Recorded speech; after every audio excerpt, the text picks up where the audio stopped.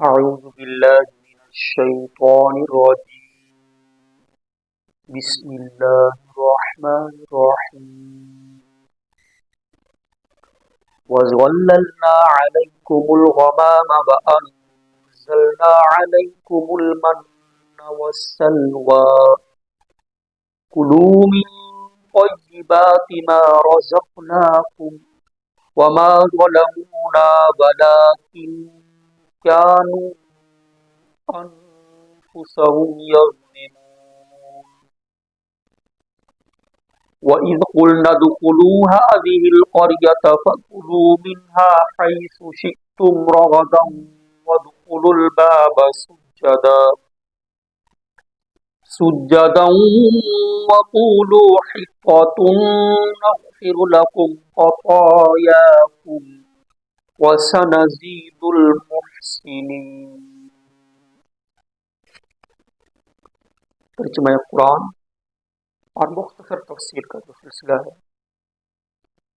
آج آیت نمبر 57 سے شروع کر رہا ہوں۔ وَظَلَّلْنَا عَلَيْكُمُ الْغَمَامَ، اور ہم نے تمہارے اوپر بادل کو سائبان بنایا۔ دراصل حضرت موسیٰ علیہ السلام نے فرعون سے نجات کے بعد بنی اسرائیل سے فرمایا، اللہ تبارک و تعالیٰ کا حکم ہے کہ ملک شام جس میں بیت المقدس ہے، انبیاء کی سرزمین ہے، اس کو آزاد کرانا ہے، وہاں جہاد پہ جانا ہے۔ تو بنی اسرائیل تیار نہیں ہو رہے تھے، بمجبوری حضرت موسیٰ علیہ السلام کے ساتھ چل تو پڑے، مگر راستے میں اور وہاں پہنچنے پر چھوٹی چھوٹی بات پر شکایت کرتے کہ ہم یہ مسئلہ درپیش ہے، یہ بات ہے۔ وہاں پر ایک میدان میں اترے جہاں پانی نہیں تھا، سایہ نہیں تھا، کھانے پینے کو نہیں تھا، تو حضرت موسیٰ علیہ السلام سے شکایت کی۔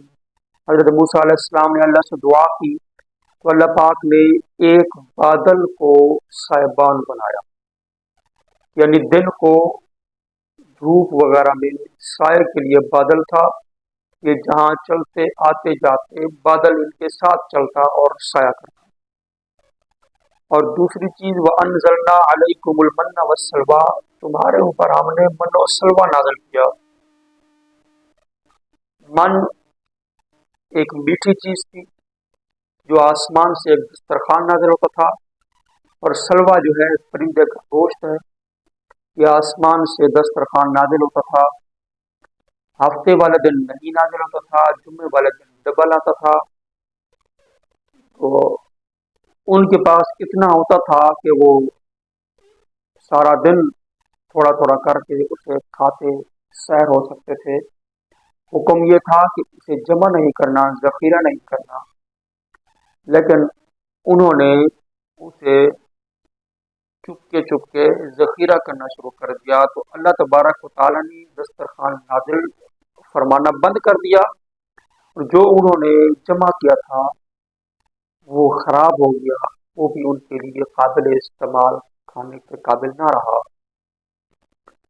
اور کھانا جو خراب ہوتا ہے، اب ہوتا ہے ہم رکھتے ہیں کھانے پینے کی چیز جو پکی ہوتی ہے، یہ خراب ہونا شروع ہی تب سے ہوا۔ اس سے پہلے حضرت موسیٰ علیہ السلام کی قوم نے جو یہ کھانا آسمانی دسترخوان کا جب سے چھپایا تھا، تو اس سے پہلے کبھی کھانا خراب نہیں ہوتا تھا، تو وہاں سے جو خراب ہوا، اور پھر اب ایک وقت گزرنے پر وہ خراب ہو جاتا ہے۔ کلوا من طیبات ما رزقناکم، ہمارے دیے ہوئے رزق میں سے پاکیزہ چیزیں کھاؤ۔ وما ظلمونا ولکن کانوا انفسهم یظلمون، انہوں نے ہمارا کچھ نہیں بگاڑا لیکن وہ اپنے آپ پہ ظلم کرتے تھے، یعنی گناہ گار ہوئے۔ وَإِذْ قُلْنَا ادْخُلُوا هَٰذِهِ الْقَرْيَةَ، اور جب ہم نے ان کو کہا اس بستی میں داخل ہو جاؤ، فَكُلُوا مِنْهَا حَيْثُ شِئْتُمْ رَغَدًا، اور تم اس میں سے जहाँ से चाहो बेरोक टोक खाओ, तुम्हें कोई मना नहीं है, यहाँ से जो चाहो खाओ। लेकिन हुक्म ये था वदखुलुल बाबा सुज्जदा, नंबर एक, दरवाजे में सजदा करके दाखिल हो, सजदा करते हुए। फकूलु हित्ततुन नगफिर लकुम खतायाकुम, और जब दाखिल हो तो सजदा भी करो और कहो हित्ततुन। हित्ततुन का मतलब होता है माफी, माफी। नगफिर लकुम खतायाकुम, तो हम तुम्हारी खताओं को माफ कर देंगे। वसनज़ीदुल मुहसिनीन, और हम नेकोकारों को और अता करेंगे। अच्छा, ये बस्ती कौन सी थी? या तो ये बैतुल मुक़द्दस है, या फिर उसके करीब अरीहा नामी बस्ती थी जिसमें अमालका आबाद थे, और वो ये इलाका छोड़कर भाग चुके थे। बद्दलल्लज़ीना ज़लमू क़ौलन ग़ैरल्लज़ी क़ील लहुम, जालिमों ने, यानी कुछ जालिम, उन्होंने बात को बदल दिया, ग़ैरल्लज़ी क़ील लहुम, इलावा उसके जो उनको कहा गया, यानी उनको कहा गया था कि तुमने हित्ततुन कहना है, मगर उन्होंने ये कौल बदल दिया, तब्दील कर दिया। बदला तो क्या कहा? मुख्तलिफ रिवायात मिलती हैं। एक रिवायत यह है, वो कहते थे हिलततुन, हित्ततुन की जगह हिलततुन कहते थे, और हिलततुन का मतलब होता है गंदुम। और दूसरा हुक्म था सजदा करते हुए दाखिल हो, वो सजदे के साथ दाखिल नहीं होते थे, बल्कि ऐसे ही बैठ कर घिसटते हुए दाखिल होते थे। फअंज़लना अलल्लज़ीना ज़लमू रिज्ज़म मिनस समा, तो हमने जालिमों पर आसमान से अजाब नाजिल किया। बिमा कानू यफ़्सकून, बसबब उसका जो वो नाफरमानी कर रहे थे। वो अजाब क्या था?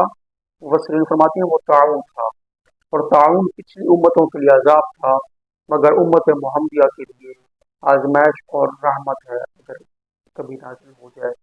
तो इसके अंदर हजारों लोग जो नाफरमान थे, जो बात को कौल को बदल रहे थे, वो मर गए।